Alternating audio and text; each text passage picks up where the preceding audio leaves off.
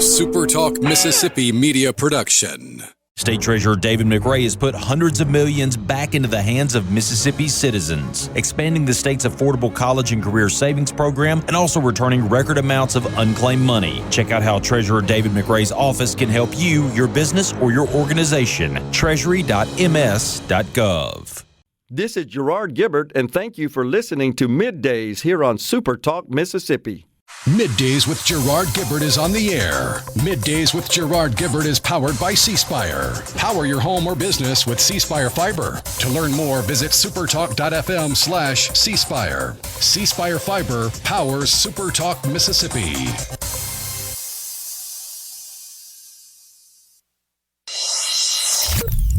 Get ready to go beyond the headlines and join a meaningful conversation with people from around the state. You're listening to MidDays with Gerard Gibert here on SuperTalk Mississippi.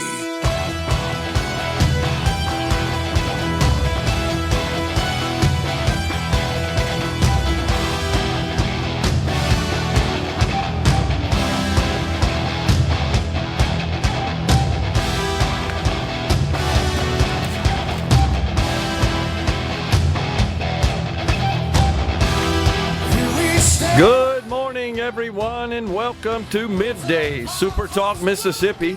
I'm your host, Gerard Gibert, along with Rhino in the Element Wealth Studio, guiding you through the middle of your day with facts, fodder, and fine music on this Friday, y'all. It's the Department of War. We have a Secretary of War coming up, it looks like.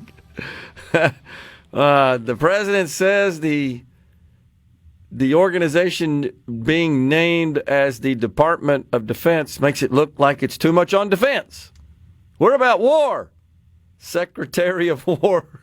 I guess that's how we'll have to refer to current Secretary of Defense, Pete Hegseth. Now, it was considered and called the War Department, right? Was it Harry Truman? Yeah, it was after World War II when the world of geopolitics had pretty much changed seemingly forever, but there are questions about whether or not it will actually last.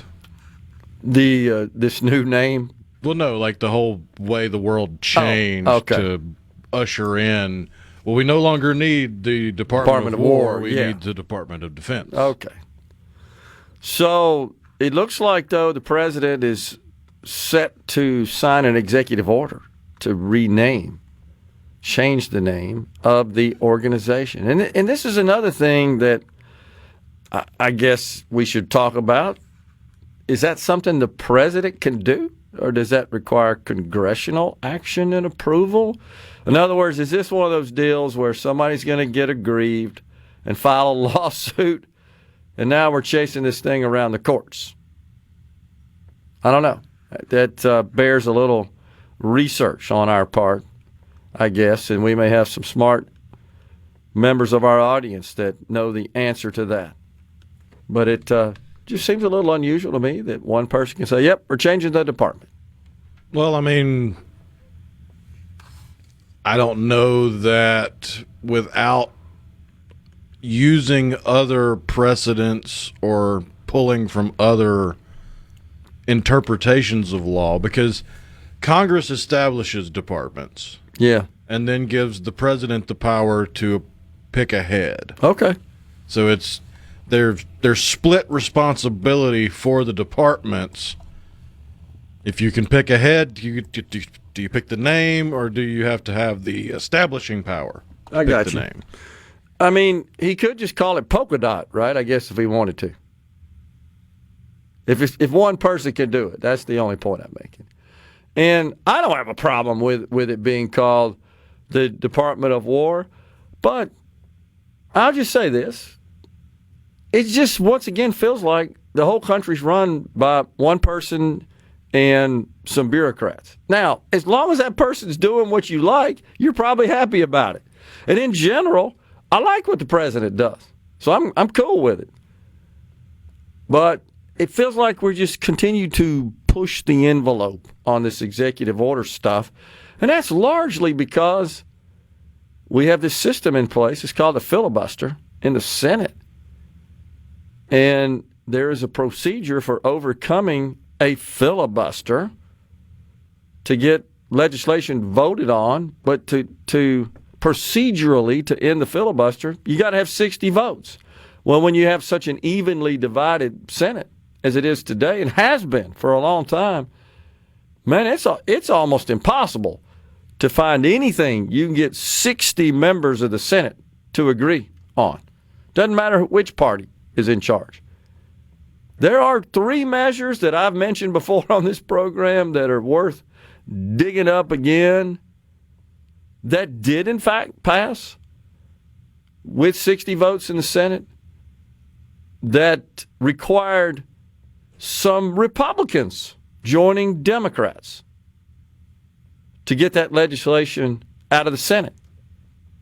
One of those was that 2023 omnibus spending bill, and really thumbing their nose, if you will, at thought to be incoming Speaker of the House, Kevin McCarthy. You remember he publicly encouraged and implored the Senate, hey, don't do this. Wait till the new House is in place before we take up spending legislation. But unfortunately, some Republicans, about 17 of them, which included Mississippi State Senator Roger Wicker, and joined in with all the Democrats in pushing that legislation out of the Senate to Joe Biden's desk. And we got this giant omnibus spending bill. And I point that one out because that seems to get a lot of criticism from Americans. You guys just put these one big giant bills in place. There's no debate, no deliberation, no amendments offered. Just boom, we're going to do this thing. Here you go, $1.8 trillion. I think it was about 1.6 at the time.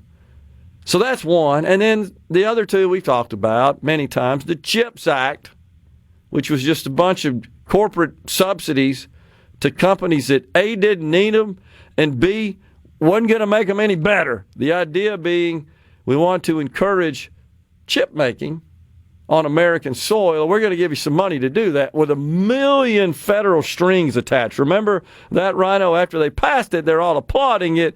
And then when they started looking at applying for these grants, oh my gosh, we got to have this and that and this and that, all this left-wing woke stuff. Of course they're going to include that.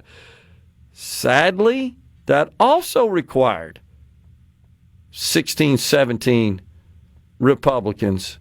I don't remember the exact number, but it was always in that sort of teens range. And it was pretty much the same.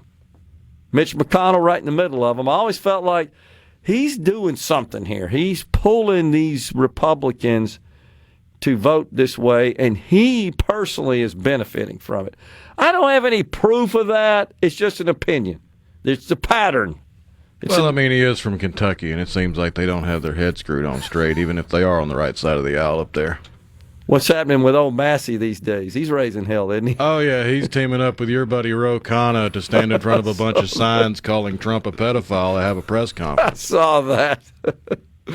I'm trying to get Ro back on the show. I've asked our content director to get Representative Khanna back on the show to explain himself on that and some other positions he's taken, such as now capitulating and joining the ranks of those who have publicly endorsed Marxist Zoran Mondami. Oh, Bernie Sanders and AOC, they're just on cloud nine about that guy, aren't they? He represents everything. And then the other was the Infrastructure Act. Now, a lot of people would say that's a core function of government, and we ought to have some spending allocated to modernizing, improving America's infrastructure. I agree. I just asked the question again, where the hell's the money coming from? We don't have it. Has anybody ever explained that to these people? Hey, guys, we don't have it. We're running deficits here, guys. Because they'll be the last ones to know when we run out. That's true. That's a good point. They're at the bottom of the list there. They're the most insulated, out of touch, disconnected people on the planet. Yes, no doubt about that. So where I'm going with all this is you see how hard it is to get anything passed. And the only reason we got the big, beautiful bill passed is because it qualified to pass with a simple majority in the Senate under the Byrd rules. That's named after Senator Byrd. And it's a procedure that says, yeah, if it involves the budget, and there's a million other rules involved in that, that's what keeps the Senate parliamentarian busy. They have to review all that process known as the Byrd bath. Aren't they clever? And so that's why we got that. But there's all kinds of limits on what you can and cannot do. Bottom line is, anything that doesn't qualify, which is most legislation, to pass under these so-called budget reconciliation rules necessitating only a simple majority, it's virtually impossible to push through the Senate. There's just very little congruence. Now, something that might get through, Rhino, that we broke in on the show yesterday to tell the folks about, is Chip Roy's bill that would ban altogether individual stock trading by members of Congress. There is bipartisan support for that. Maybe that's something that makes its way through. I wonder what folks think about that. We're going to step aside for a break at this point. We got Representative Sam Creekmore and Bryan Hubbard coming on to talk about Ibogaine. We've sent that rip van. This segment of Middays with Gerard Gibert is brought to you by Covington County Hospital in Collins, where your health matters. Check it out. Let's do this. The talk that keeps Mississippi talking. Middays with Gerard Gibert Let's get on with it. on SuperTalk Mississippi.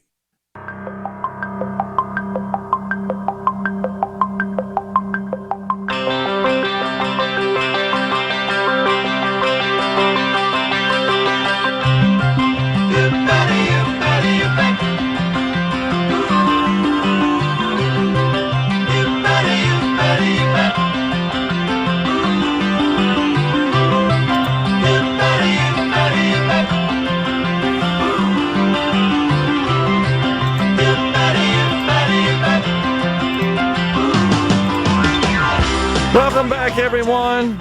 You're tuned in to Middays. We're coming at you from the Element Wealth Studio. On the C Spire text line, good morning, great show. With all these executive orders, we are going down a slippery slope because Dems will be back in charge at some point. Yeah, and that's absolutely the point that I'm trying to make here. We saw President Biden issue a slew of executive orders. I'm not sure I agreed with any of them. Most of them, or not most, but a number on day one. And I can still remember it vividly, Rhino, you and I being in this studio on Inauguration Day.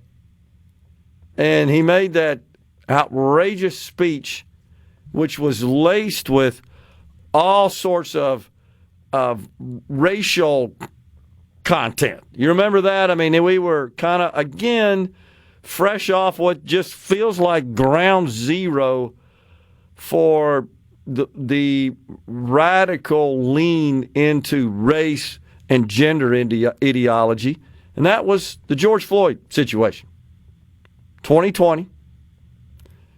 And I just remember when he had taken office, everything was about, in that speech, everything seemed to be centered on race. And one of the first executive orders he introduced, he released and signed was, and I'm paraphrasing it a bit, but it required that race be a central theme. I just remember those words, central theme in all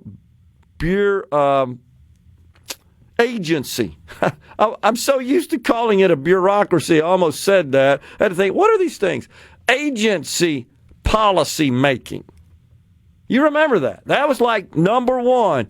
you're going to prioritize race and DEI. And the DEI sort of theme and that acronym, it didn't quite have the kind of widespread knowledge, shall we say, and exposure it has today. Then it was more CRT, critical race theory. But the bottom line was that the response from the left to the George Floyd deal was just off the chart. Everything revolved around race, including one of the first executive orders. I think there were like 32 signed on day one. Several of those reversed the president's prior executive orders. So to our texter, that's kind of what happens. And then President Trump assumes office, and one of the first things he did is reverse all that. So it's an old Linda Blair exorcist moment. Your head's just spinning around with all the executive orders. I believe the president has issued 200 since he's been in office. 200 in less than a year. And again, I support 99% of them. But I do have concerns. I think I would be remiss in not expressing concerns over departing from the way our system is intended to work. And I get it. The president, he's frustrated because the Congress won't pass the agenda. Can't with the filibuster deal. They could end the filibuster, as you know. They have the numbers to do that. They're not even doing their level best to get his nominees confirmed. And that is a problem, and there's been some action went on there. Vacation for the entire month of August, but held pro forma sessions so that there couldn't be any.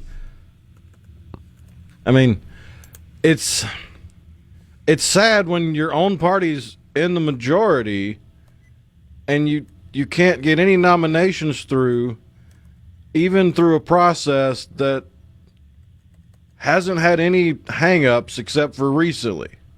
Agree. Recess appointments are a thing. But why and do the they have fact to... that Thune is blocking him from doing it should tell you more than you need to know. So why do they have to take a recess? So I don't get that. I've always been of the opinion you earn your time off. You got outstanding business to take care of, and I'm not talking about routine type matters as part of your daily work that you could certainly put off and complete when you get back. I'm talking about something fairly critical, which I believe it is at least. You got a lot of these vacant seats, vacant positions across government. You got to take care of that before you can get out of here. I think that's reasonable. And in fact, it's motivation for getting it done. So you earn your way to that time off. I'm disappointed that, as you are, that really hasn't occurred. And that's not just one or two people.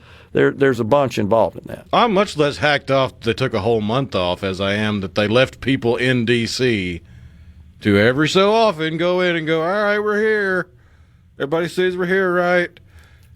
No recess appointments. We'll see you in a little while. Yeah, and that did it for a whole freaking month. Yeah, and that is what happens. There is no doubt, and that needs to be addressed. And so here we are again with a short 3 weeks left, 3.5 weeks left to get the government funded. And I just don't see any news coming out that indicates, we're going to debate 12 bills, which is the regular order, as it is called, to fund the discretionary functions of government. It just looks, again, to me like we're headed for a continuing resolution. In other words, just keep everything like it is. Here's your money. By the way, that continuing resolution can be for a year or for part of a year.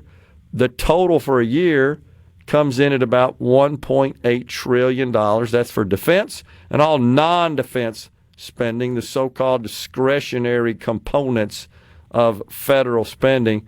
Why are they called discretionary? Because the Congress literally appropriates money annually to fund those functions, whereas all the stuff on the mandatory side of the spending ledger is based on statute, such as Social Security, Medicare, Medicaid, debt interest.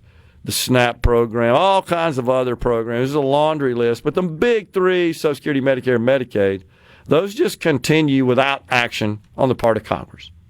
So we're look like we're headed again for a continuing resolution as we run out of time here. But I do have concerns about this environment that has evolved. And I don't mean just this presidency, the last several terms of presidents, where maybe the inflection point of that was Barack Obama famously saying after they got shellacked, his words, in the midterms in 2010, we got shellacked. And they did. I don't remember how many seats turned over, but it was a bunch. It was one of the biggest butt whippings in history. And subsequent to that, he just got defiant. I have a pen and a phone. Remember that? And that feels like that sort of started this practice of issuing executive orders to run the government. Now, a lot of folks point to, well, yeah, but Bush did it, Clinton did it, and Reagan did it. It is true. They all did. It just feels like they're more significant, more impactful, right, than they used to be. They used to be, oh, it's an executive order. Nobody even knew. It was something minor. I mean, changing the name on a building maybe or something like that. Now it's pretty significant. I still think FDR had the most. I think you're right about that. And he was also had a defiant personality, a confrontational personality. You don't see that a lot because there's not a lot of record of it, of him, other than his audio broadcast and his text of his speeches. You didn't have the pervasive media we have today that absolutely tracks every time they pick their nose, right? That didn't exist back then. No, in fact, with FDR, you had a media that, although many of them could not stand him, they still had the class or honor or just humanity to do everything in their power to not show the weakness caused by his disability. And I think that was two reasons. One is concerns that doing so would perhaps cast the country as weak to our adversaries, especially with a war there. I mean, yeah, there are detractors saying that the public had the right to know, and yeah, it's not like they were hiding it from in public. If you went to a speech, you saw what was being done to assist him. But yeah, especially during that time, a sign of national weakness would have been a hard pill to swallow. And I think the other is just common courtesy, respect for the office of the presidency, something we don't see a lot of today. We're stepping aside for a break. Representative Sam Creekmore and Bryan Hubbard, CEO of Americans for Ibogaine, are next. From theseagroup.com, MidDays with Gerard Gibert. Welcome to our shop On SuperTalk, Mississippi. Okay, now you have a good one.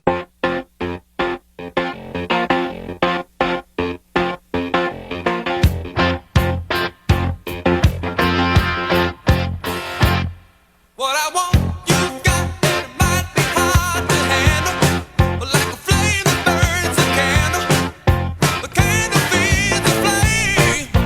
Yeah, what I got, full stock of thoughts and dreams to scatter. Welcome back, everyone. It's Middays from the Element Wealth Studio. We're bringing in now Representative Sam Creekmore. He represents the District 14, serves as the chairman of the Public Health and Human Services Committee. Also, Bryan Hubbard, CEO of Americans for Ibogaine. Representative Creekmore and Bryan, good to see you guys. Thanks for coming on. Good to be on, Gerard. Always enjoy being on your show. Yes, sir. Thank you. Hey, Bryan, what's going on, man? Thank you for the privilege of speaking to the beautiful people of Mississippi today. Yes, sir. So Representative Creekmore, why don't you get us started here? What's this all about? Rhino and I were talking about this during the break. It sounds like that this product could be something that provides benefit to many folks in Mississippi. It's could be a revolutionary type product for our state and for our country. It's had remarkable success in getting people off of addiction, PTSD, and traumatic brain injuries. And our state, we lose 400 to 500 people due to opioid overdoses every year. We lose 60 to 65 veterans due to suicide every year. And through this treatment of Ibogaine, there's a 80 to 90% success rate that the withdrawals are completely removed. The PTSD is gone, and that's results that we cannot ignore. So, Bryan, how long have you been spearheading the effort here to change law around this substance, Ibogaine?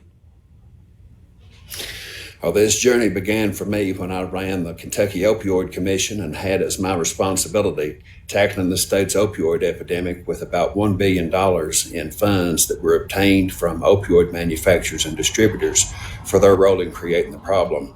I came to learn that Ibogaine is a West African alkaloid derived from 3 plant sources that has a profound interruption effect on physiological opioid addiction. And with that, I set about the mission of trying to have $42 million committed to have it approved by the FDA as a breakthrough therapeutic for addiction. But through the process, I learned that based on veterans who had been going to Mexico for treatment, veterans who were at their last rope, and had had everything that the VA could offer, had been coming back with miraculous recovery from traumatic brain injury and all other war-related trauma. Ibogaine has a significant neuroregenerative impact on the brain that has just now been discovered, and we believe that the capacity is here to improve the lives of millions of people who struggle with trauma, addiction, and other neurological disorders that impact the brain, for which we have few good answers at present. So, Representative Creekmore, of course, this product currently sits on Schedule 1, and, of course, that makes it under really tight restriction. It seems like on that basis that we need some action at the federal level before we can do anything meaningful here in Mississippi, or enlighten us. What can we do in the meantime?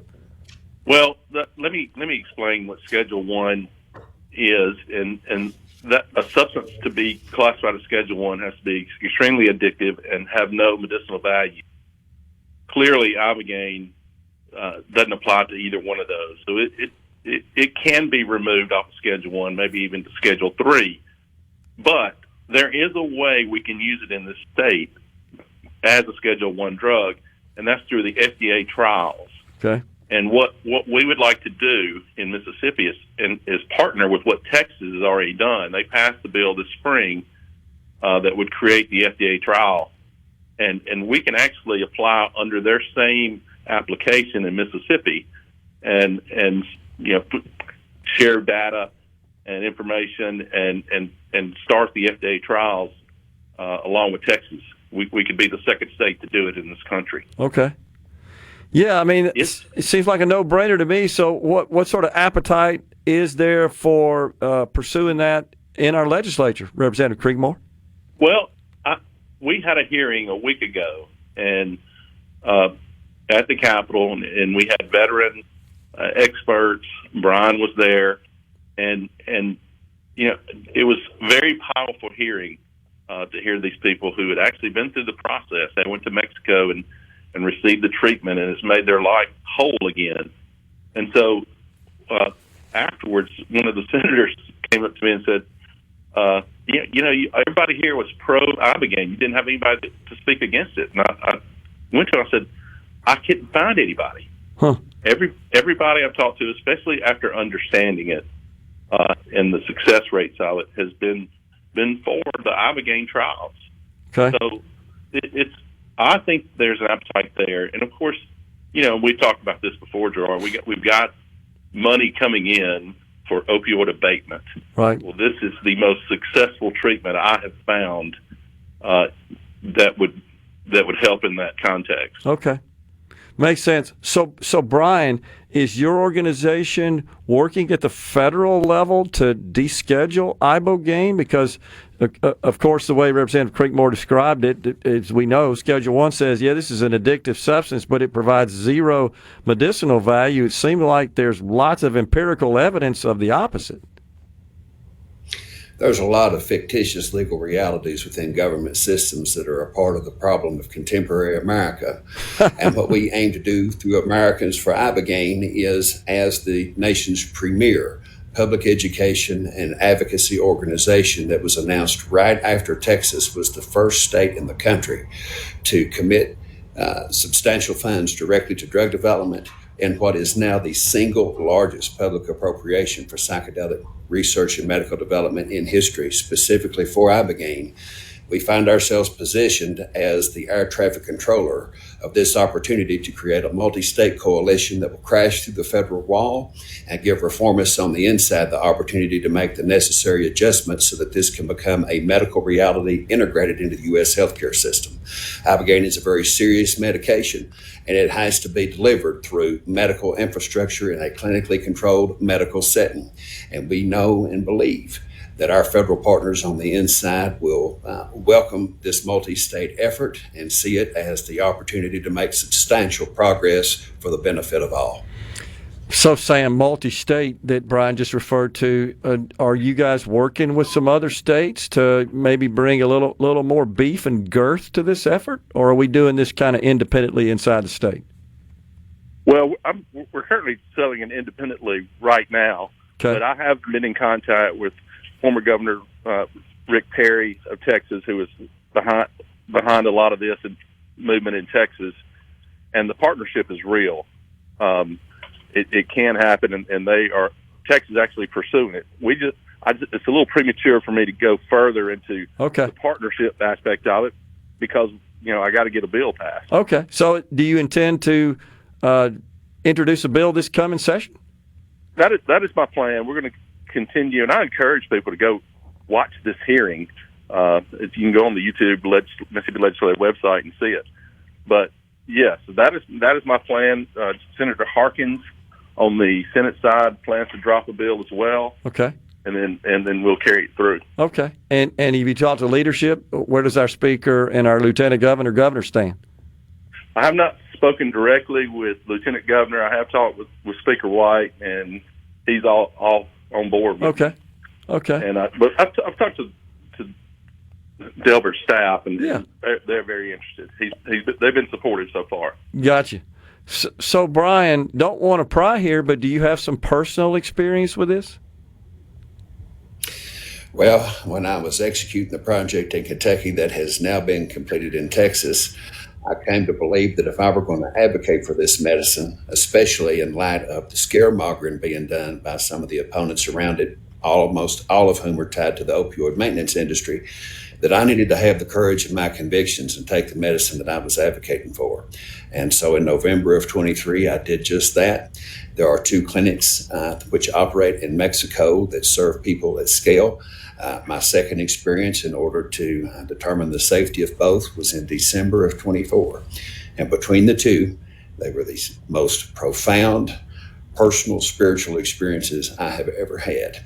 And any system which maintains its criminality is criminal. Man.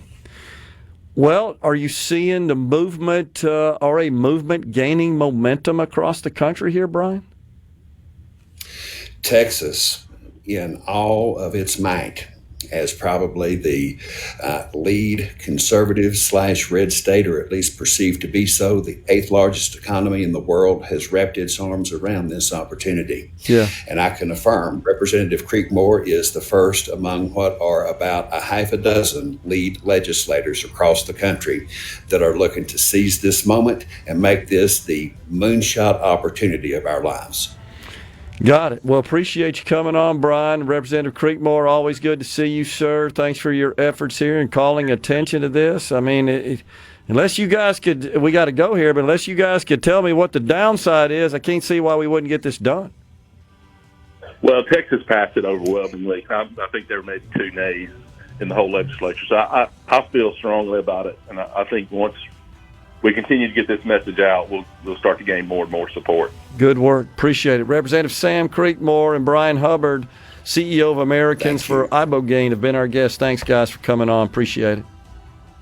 Thank you, Gerard. You bet. We're coming right back in the Element Wealth studio.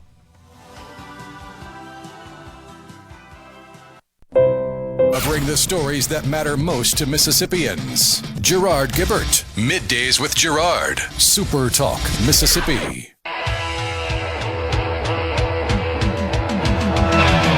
to be best, cause you're only a man, and a man's got to learn to take it. Try to believe, though the going gets rough, that you got a hand tough to make it. History repeats itself, try and you succeed.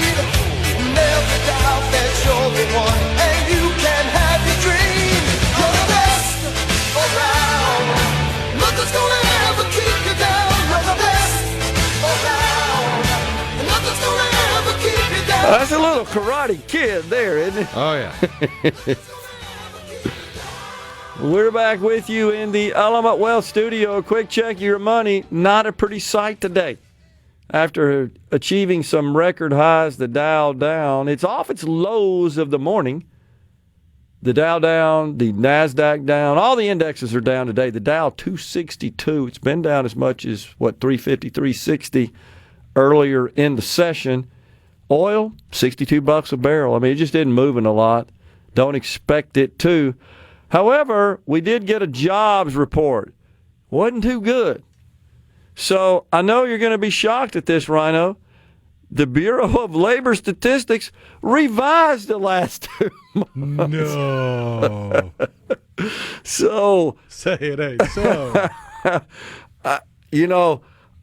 I'm going to take a little liberty here, personal liberty, to just little bitty pat myself on the back. I started saying 5 years ago, guys, don't trust these stupid Bureau of Labor Statistics. And right in this chair in front of me, I've had the lieutenant governor, the speaker on, where I've said, don't rely on the labor force participation rate to do policy making. It's bunk. It's meaningless. I think people are starting to get the picture now. The president sure did. I'm wondering who's going to get fired today now that this report's out, because it was another 500,000 jobs revisions downward. Came out today. And, of course, the number comes in below expectations. The market doesn't like that. The market's torn. Well, on the one hand, this means the Fed will act and cut interest rates, because that means the economy is weakening, and cutting interest rates is typically intended to stimulate in economic growth. Some would argue that forecast and statistics should have some wiggle room, and you'll have a few people argue that it's got to be less than 1% to be accurate. And you got others that'll argue, well, just keep it within single-digit percentages of the difference or the delta, and you'll be okay. But routinely, high double-digit differences is insane. And that's what's happening here. So unemployment rate rose a little bit from 4.2 to 4.3, July 4.2, August 4.3. Jobs, 22,000 created, 75,000 estimated. But once again, the prior 2 months, June and July, both revised, just like you said. Shocker. Job creation in June revised down by 27,000. So you went from 14,000 positive to down 27. Just a bit outside, right? And then let's see, that was in June, and then in July, job creation was revised up by 6,000 from a gain of 73 to 79. So you just missed it all the way around there. 21,000 jobs lower than previously reported when you combine the 2 months. My gosh, it's and I'm just going to say, I'm not sure, Rhino, honestly, is there a way to accurately collect this information? I'm not sure there is anymore. And I know that a lot of it is not without a major overhaul of the entire way the government does business electronically. Right. And a lot of it, as you know, is that reports are filed by employers electronically online. They're often late. I know you're shocked at that in doing so. And there are no penalties for it. But that's where that data comes from. I just don't have any confidence in it. I don't know how else to describe it other than that. But today's report further illustrates why I don't have any confidence in it. Now, survey of households, by the way, in this report is completely different than the survey of businesses. So there are two surveys, one of households. I don't know how the heck they do. They say they call people. I'm still looking for somebody that's been called. I've yet to find an individual anywhere that I ever encounter people that would raise their hand and say, yeah, I guarantee you if tomorrow at all the football stadiums across America, if the PA announcer said, hey, everybody raise their hand and got a call from the Bureau of Labor Statistics, not a hand would go up. At least not one that actually answered it. Well, that's true. Yeah, I got it. I just put I file 13'd it, right? I voicemailed it, what have you. I mean, there's a sizable portion of the population, if the phone rings and it's not a number in their phone book, they are not going to answer. We had a guest we had on recently that I had to cut through that with. They saw that coming in, and that's fine. I get it because you get so many crazy spam calls. It's kind of a natural reaction. But the survey of businesses and the survey of households, the gap between the employment data is major. So one of them's wrong, probably both. We're stepping aside for a break after we bring you Fox News and SuperTalk News. We got Caleb Sailors from the news department at 11:20.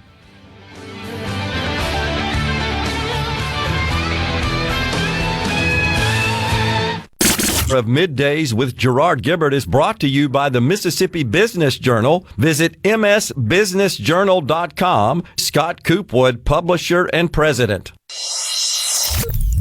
Get ready to go beyond the headlines and join a meaningful conversation with people from around the state. You're listening to MidDays with Gerard Gibert here on SuperTalk Mississippi.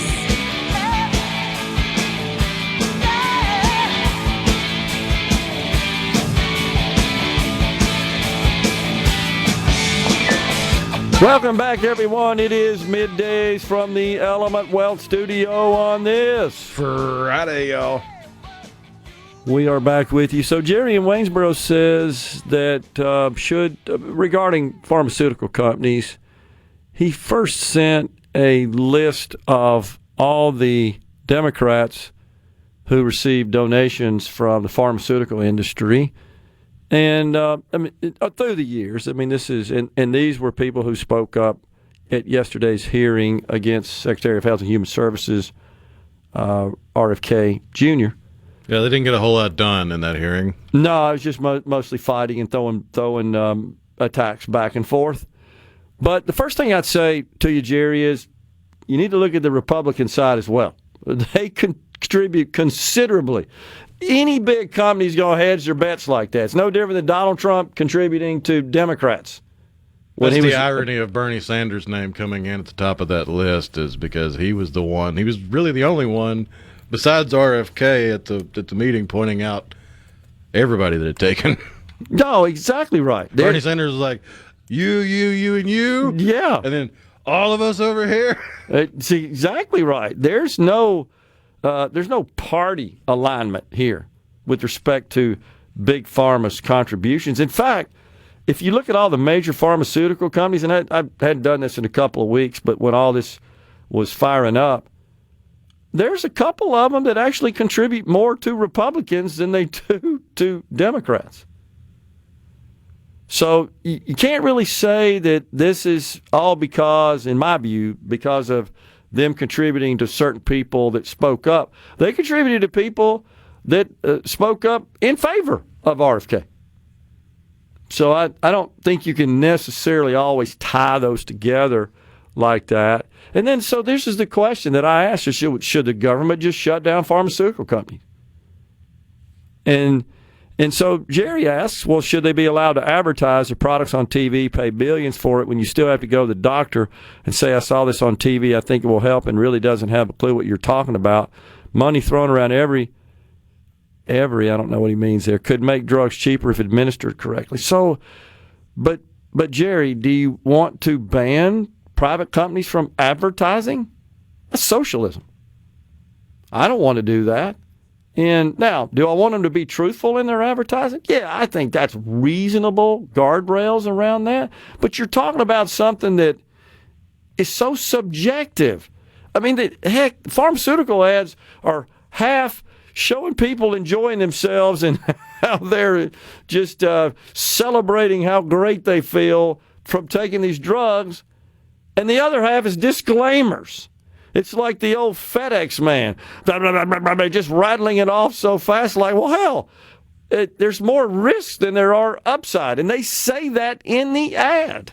Well, to play a bit of devil's advocate, if you're looking for truth in advertising, wouldn't you want the ads to maybe show or talk about what it's treating instead of just, it's a woman in a sundress walking through a field of wheat. Here's the name of the drug, and the wind blows through her hair, and here are the side effects. Correct. But you know as well as I do, the way advertising works, it's we need to play Sticks is Fooling Yourself. That's exactly what that song's all about. We'll crank that up in a minute. Don't you go believing that, you know what he says, what you see on the TV and in the magazines and the newspaper. He says, that ain't real. That's all bull, fill in the blank. And that's right. That's even before we had all this fancy social media and all the video that we have today that's a more common form of advertising. Think about magazine advertising. And you'd have right in the front cover, the back cover, and all the points in between, full-page ad. And it's beautiful people. That's the way they did it. And it's the way they used to advertise cigarettes. You know that. It's beautiful people. You want to be like them. So I don't really blame that. That works. The job is to sell stuff. That's what they're trying to do, is sell stuff.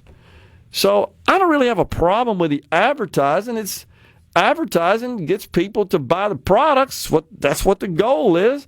Just like to find people that advertise on this show is to get you interested in their products, and hopefully you will make the decision to buy whatever it is they're selling. Pharmaceuticals are no different.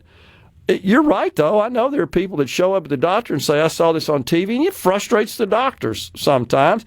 Look, you know this, Rhino. The internet frustrates doctors because everybody's done the diagnosis before they ever show up in the doctor's office. And most of what they come up with is wrong because they're trying to play doctor. So it's good news, bad news. The good news is you can find anything you want about any disease on the planet. Bad news is you turn into an internet doctor, and that probably doesn't work. And that's not saying that doctors aren't human and make mistakes. Sure they do. But so it's a fine line here for me. I don't want to compel people to. And so he goes on to say they are the government. He says the pharmaceutical companies and the government are one and the same. Well, last night, were you aware, Jerry, and you may have the same feeling about this, the president hosted a dinner. Unprecedented. All the big tech titans. Do you see this? At the dinner. Zuckerberg was like 2 down from him or next to him or something. But it was all the big tech guys. Bunch of billionaires in the room with the president. And they're fawning all over him, and he's appeasing them. I'm going to do this, with a high focus on something we've talked about a lot. Power, energy. Because none of these guys can continue to sell what they sell without electricity. It's just period. Without energy. And the president made it clear, I hear you, I get it, and we're focused on that. And he even made the comment, something to the effect, we're way ahead of China, trying to kind of ease their fears about China taking the lead in AI and quantum computing and lots of other technology. And he wanted to sort of soothe their concerns and assuage that, say, no, we're making sure that we can fast-track nuclear power plants, leveraging America's abundant natural gas for the generation of electricity, all the above. But I don't think that means that these titans of tech are the government. I think they're just wanting to make sure that the government, and I'm with them, the government doesn't interfere with innovation, which we desperately need. It's a matter of national security, not just economic security. It's physical national security as well, if we should cede the high ground to China in Russia in that respect. And I sure don't like Russia and China cozying up as we've seen this past week. They look like they got something going on. And India was in there with them, right, Rhino, as well. So that's concerning. It should be. And our president's concerned about it, and I'm with him. Jerry says AI will be your doctor in less than 10 years. Okay. I don't believe that. I believe there will always be the need for human physicians, but yeah, I can definitely see where a lot of the tasks that are presently being performed by a physician as part of the practice of medicine will be done by AI. It's already happening. It's not to the degree it will be as this technology continues to advance. But again, just like lawyers are using it, I mean, on a widespread basis, on a frequent basis. Now, as we've seen, as a result of that, it makes mistakes. And you got to check it. You got to proofread it. You got to verify it.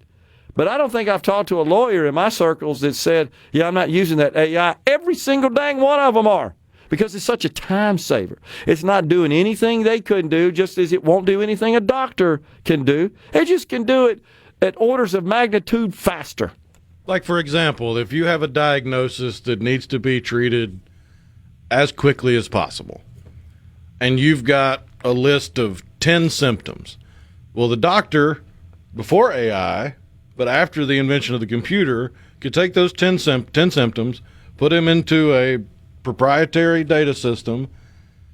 It spits out a list of possibilities that line up with those symptoms. And then they use their know-how and their expertise to, all right, it's not this, it's not this, it's not this. Let's dig into this one, see what this one is. All right, it's not that, let's dig into that. And they just go down the list.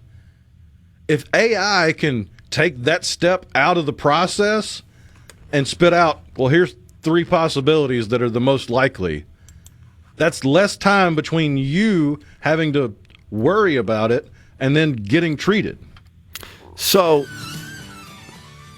there you go, little sticks bumping us out there, fooling yourself. We may have to catch that on the inbound.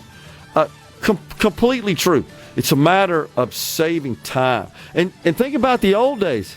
The old days, what'd you do? Pull all them books off the shelf. Oh, yeah, you got to flip to the index.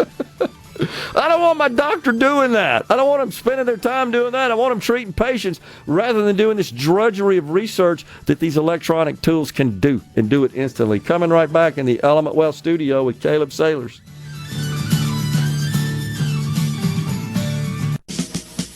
The talk that keeps Mississippi talking. We're rolling. Hit it. Go. Play it.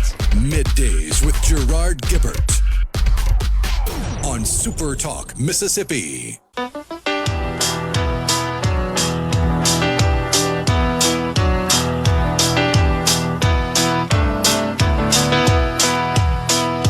Just as I thought it was going all right, I found out I'm wrong when I thought it was right. It's always the same, it's just a shame, that's all.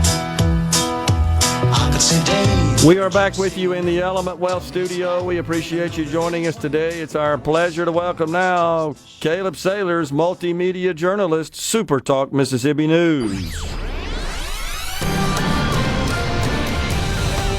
Anytime I can get bumped in by little Phil Collins, it's always a good day. A beast. He can play the drums and sing at the same time. A talent that I'm working to perfect, by the way. And dressed like a used car salesman in pack out stadiums. That's absolutely right. All right, so what's going on? Some stuff is happening here in the state of Mississippi. Is it, a fair Gerard? amount, even though we're not in session. Yeah, well, we all know that this time of year is probably busier than the session with college football. We'll talk a little college football later, but the economic development wins in Mississippi are continuing to roll. This week we had wood product manufacturer and producer Hood Industries announced a $245 million expansion in Wayne County. They're going to build a new sawmill in Waynesboro. This will create new jobs, and it's expected to be up and running by 2026, October of 2026 to be exact. But it just shows that even though we're not in session, even though, lawmakers aren't in the Capitol right now, that business leaders, government leaders are still working to bring new job-creating opportunities to Mississippi. And it's nice to see amid the big data center push with AWS, the new development in Rankin County and Compass and Meridian, that we're still not losing out or not missing out on other sectors. Like our wood production in Mississippi is huge and vital for our economy. And a lot of times we're shipping off these products overseas to countries that have very, very, very strict regulations on wood production and milling, et cetera. And Mississippi is more lax. And so we've got the resources, we've got the trees. And so it'll be good to see how this project comes to fruition. But $245 million corporate investment to build a new sawmill in Wayne County. Yeah. Okay. Big deal. More good news on the economic development front here in the state of Mississippi. Now, the governor of Mississippi, Tate Reeves, he deployed some National Guard troops up to Washington. That's after the president made that decision to bring in and mobilize some troops to combat crime in our nation's capital. But some in Mississippi have maligned the governor for sending troops there, but not into the city of Jackson. And not even just people in Mississippi. The governor has said the majority of the inquiries about this have come from outlets or reporters from out of the state of Mississippi. But there are some in Mississippi that have criticized the decision. So for those who don't know, President Trump is amid a campaign to curb crime in the nation's capital in Washington, D.C. Mississippi joined several other states in sending National Guard troops. We sent about 200 to D.C., but that prompted questions. Okay, Governor, you're going to send these troops to Washington, D.C., where we have a crime problem in the city of Jackson, or a perceived crime problem in the city of Jackson. And the governor took to Twitter yesterday, or X, how Elon Musk has changed it, to kind of explain why. He explained why he did not deploy National Guard troops in Jackson, why he's not mobilized the military in the state's capital. Backtracking a little bit, in 2021, Jackson was coined the moniker the America's homicide capital. One of the deadliest cities in the United States. We had the most homicides per capita in Jackson than any other city in the United States in 2021, 160, which Jackson has a population of around 150,000 people. Well, the governor is saying, look, we did address crime in Jackson. We went to the legislature in 2023. They passed House Bill 1020 and then Senate Bill 2345, I believe. I can't think of the specific name, but the bills that expanded Capitol Police in the city of Jackson and then created the lower CCID court to prosecute these cases. And since then, this year alone, we've seen about a 45% drop in homicides in Jackson. And then that was in part with Police Chief Joseph Wade, whose last day on the job is today, and Capitol Police Chief Bo Luckey collaborating on law enforcement efforts to curb crime in Jackson, to curb violent crime specifically. And the governor said, look, I've done things. We've done things. The legislature, myself, and then our law enforcement officials in the city of Jackson have worked to curb crime to where the National Guard's not necessary. But the governor did say if crime does end up running rampant in Jackson or if the police are outmanned, that he's not ruling out the prospect of deploying troops in the city of Jackson. Okay. Well, he I think has some fairly strong words. Of course, this is the folks that are from out of state. Always kind of thumb their nose up at Mississippi and Jackson. And a lot of people know of Jackson's troubles across the country because of the water crisis that occurred. And that got us, unfortunately, negative national exposure. And many folks from outside our state, and including inside our state, blamed Republicans and the governor for that. And I will say the governor also credited the people of Jackson for making a change at mayor. Obviously, incumbent Chokwe Antar Lumumba was unseated by former state senator John Horn, who's now the mayor of Jackson, and he said that he's optimistic in looking for Mayor Horn's efforts to combat crime in the city as well. And so the governor's like, look, you guys want to know why I'm not doing this? We have done things in Jackson. It's just may not be what you want, but we've done things. Right. Speaking of politics, Gerard, the campaign trail for 2026 is starting to heat up already for the U.S. Senate seat. Senator Cindy Hyde-Smith reaffirmed that she is running for office last week, and now She's got a few challengers, but one on the Democratic ticket, district attorney in the Columbus area, Scott Colomb. Well, he took some creative liberties the other day and went to on Wednesday specifically, went to social media with a phone call that kind of got people's attention. The phone call was him speaking to someone that was purported to be Senator Hyde Smith. Now, Colomb's team confirmed to us that it was in fact not Senator Hyde Smith, and it was a satirical post parodying the senator. Well, he called her to, quote-unquote, wish her good night, saying, I'm a good Christian man. I'll still wish you good night, even though you're not serving in the best interests of Mississippians. It was an ad basically endorsing him as a better candidate than her for the position. But the Mississippi GOP took exception with that call and has sent a letter to the Department of Justice's Fraud Division, the FBI, and the Northern District federal judge in here in Mississippi, saying that Colomb may or may not have violated some laws that prevent or prohibit people from impersonating an elected official with nefarious intent. So the Mississippi GOP chairman Mike Hurst is contending that Colomb did that for personal gain, for personal political gain, and that it's illegal. Colomb's team confirmed to us, reached out to SuperTalk Mississippi News and said, no. The Constitution, the First Amendment, and the Supreme Court have all verified that you could parody elected officials for, satirical purposes, and it was clearly a joke. We were following a TikTok and social media trend. We didn't do anything wrong. Now, Senator Hyde Smith's team has reached out to us as well. I went and responded to an inquiry I had and said, basically coined it to a political stunt by Colomb and saying that the people of Mississippi will see through what they're calling his antics.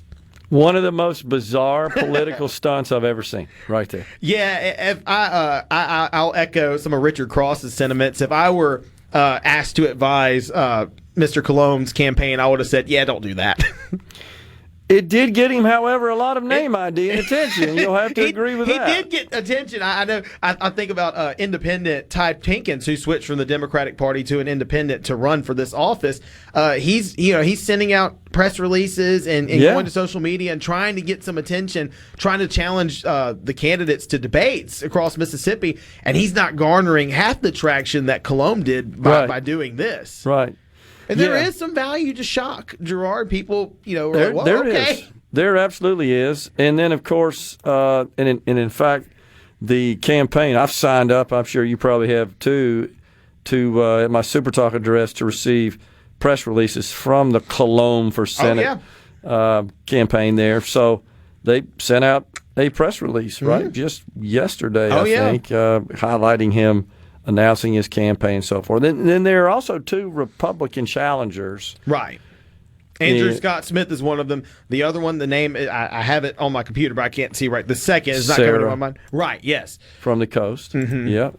And those two, I mean, again, that's a tough hill to climb, but I know Andrew Scott Smith tried to unseat Benny Thompson a couple of cycles ago, but didn't get past Ron Eller in the Republican primary. But it's interesting to see how it's all going to shape up to be in 2026. A lot of the talk in the political sphere in Mississippi has been who's going to jockey for governor in 2027, where we kind of overlooked, we do got a big Senate race coming up. A huge Senate race coming Sarah up. Adlaka, I think is the way you pronounce her name. And Gerard, one more cool story before we go. ESPN's E60 will be doing a documentary on Lane Kiffin, like his career in coaching, his complicated career from him being fired at USC, him leaving Tennessee. Oh, yeah. And he's going to get to tell his side of it. It'll air the week of the Ole Miss LSU game. Wow, that's interesting. Yep. Yeah. Seems like he's kind of young in his career to warrant a big documentary. He's got a huge. It's a storied career, though. Yeah. Lots of twists and turns. Being fired by the Oakland Raiders, being fired by USC at the tarmac. Yep. All right. Caleb Saylors, multimedia journalist, SuperTalk Mississippi News. Appreciate it there, Caleb. Thank you, Gerard. Yeah, man. We're coming right back in the Element Wealth studio.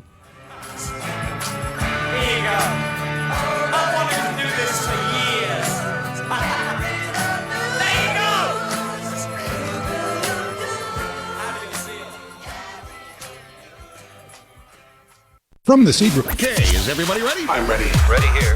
Middays with Gerard Gibert on SuperTalk Mississippi. Whatever happens, I leave it all to chance. Another heartache, another failed romance. Oh,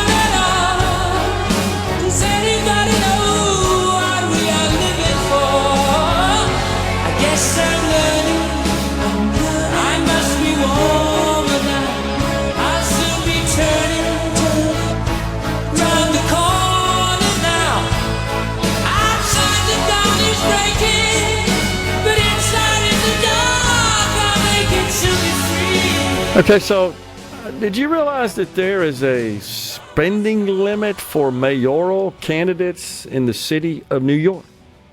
$8 million is the most you can spend in the primary election, and then those in the general that advance can spend 12.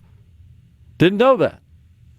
I think it's just limited to the actual campaigns themselves. That's correct. Not the PACs, just the campaigns themselves. And so Zoran Mamdani just announced, I've hit the $8 million limit. So now that means all the PACs are cranking up. I got to tell you, this is news to me. I didn't know that. So there's a limit on how much, not an individual can donate, I get that, a campaign directly can spend in New York City. So that's an idea that I hadn't really considered. Is that something we ought to think about doing across the board in all elections? Because the money's gotten out of hand. I mean, it's as far as just the massive amount of dollars pouring into political races throughout the country. I mean, perhaps the one that was the most shocking was well over $100 million on a state Supreme Court race in Wisconsin, because it's thought that that would be pivotal in ruling on various matters and issues that make it to the Supreme Court in the state. And that immediately makes me think they're just supposed to rule on the law, but they don't. We've politicized our courts, and we know that at all levels, including the state and the federal Supreme Court. How do we get to where we're so polarized and everything is politicized? I know it's a rhetorical question, but I guess the point I'm making is it really shouldn't matter.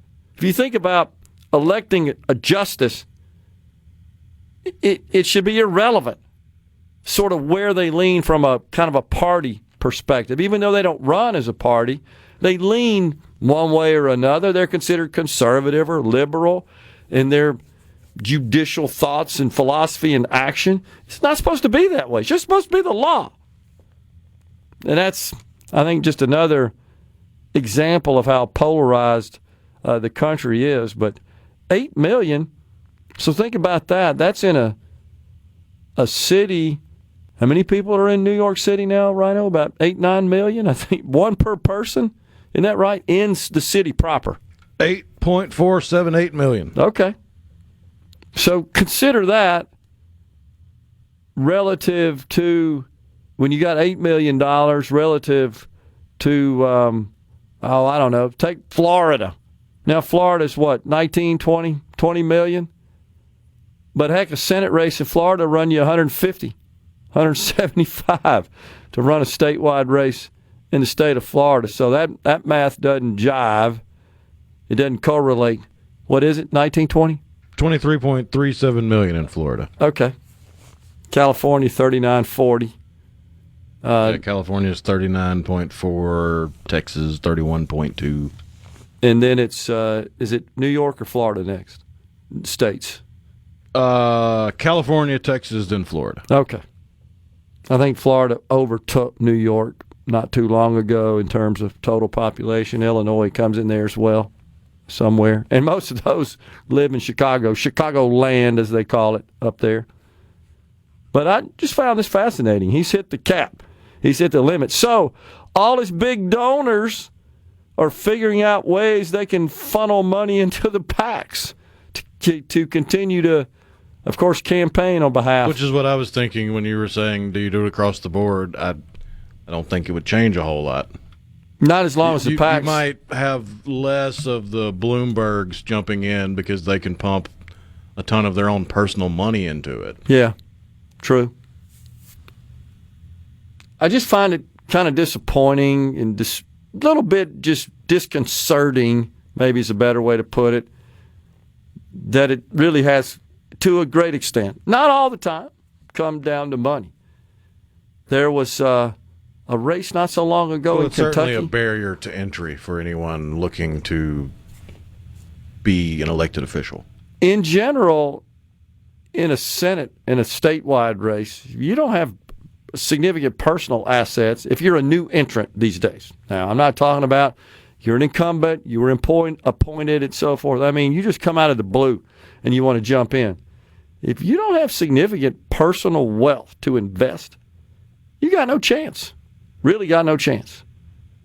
And so, and that may cause concern for people that's really not the way our framers intended it for it to be. That, hey, well, only the framers never intended for us to vote for Senate. Well, that's absolutely true. But you could apply the same to Congress. Okay, I get you. And sometimes, you wonder, should we return right to that approach to electing our U.S. senators, I should say. And you would say, well, I want to vote on that. Well, you vote for the people that vote for them is the way it works. It's same as we vote for the president who then appoints their cabinet, who are very powerful, as we have established and seen, and talking about executive orders earlier today and decrees and policies and standards and rules and regulations. That's where all that comes from. Doesn't come from the Congress. In this era where we vote for our U.S. senators, if you're in a Florida, a Texas, a California, New York, and Illinois, and even some of the second-tier states, if you ain't got $100 million, you can't run. I mean, that drastically limits the field that might think about it. That's not to say that someone that doesn't have that sort of personal wealth couldn't get backers that would support him in that regard. But if you look at most of those people, and that's what there's a bit of a fallacy about, they show up and they get wealthy when they get to Congress. The vast majority of them are, in the Senate at least, many are brutally wealthy before they ever got there. And there's several on the House side as well, if you check them out. I'm not saying that they don't figure out some way to use their office. Generally speaking, that's when they leave. It's where they get the most out of that, as opposed to being there while they're there, I should say. But it's interesting. And they also have some sort of program in New York City where they'll match campaign contributions. I had no idea. It's kind of interesting. Jerry in Waynesboro, we were talking about earlier that this issue of AI and how that is obviously being infused into all aspects of life in the country and in the world, and further evidence of that with this highfalutin dinner the president had. Looking at the photos here, I was right. Zuckerberg was to the president's right, directly to his right there. And then you got the CEOs of OpenAI, Alphabet, Sundar Pichai, co-founder Sergey Brin, co-founder of Google, and then Satya Nadella and Bill Gates with Microsoft, all in attendance with the president last night. Tim Cook of Apple, several other of the big tech companies, and they were talking about how much they're investing, mainly driven by AI in the country, and the president is praising and applauding them and committing to supporting them in their efforts and thanking them, of course, for their massive amount of investment. And he's a very direct person and has no problem expressing his mind. I think that's why he's popular. And he kind of went around the room. All right, how much you spending? What's your ante, to be part of this? And he said, quote, all of the companies here are just making huge investments in the country in order to build out data centers and infrastructure to power the next wave of innovation. That's also what the Meta CEO, who kind of served as a spokesperson, Mark Zuckerberg, said. So the president said, okay, how much are you going to spend? And he said at least $600 billion through 2028. That's a lot, Trump said. So he's also touted the big investment Meta is making just to our west a bit, about 100 miles in Louisiana. $50 billion, the latest estimate of how much Meta will spend in north central Louisiana there. So it's kind of amazing to see how he has become a bit of a magnet for these tech executives And that's mainly because they finally seen the light and said, okay, this president stands for lower taxes and less of a regulatory burden, whereas the prior did not. Even though in the prior cycle, you could point to situations where it looks like they were helping, assisting Joe Biden get elected. But it's like a light bulb's gone off, and they've realized, this president's actually friendly to what we're trying to do here. He's a business-friendly person that understands and supports the value of innovation and technology, in particular artificial intelligence and the data centers needed to power it, and the power to power the data centers. Coming right back. Poly up of Mississippi. Middays with Gerard. Good for America. Good for fans of justice and truth. Good for us. SuperTalk Mississippi. This is what we stand for.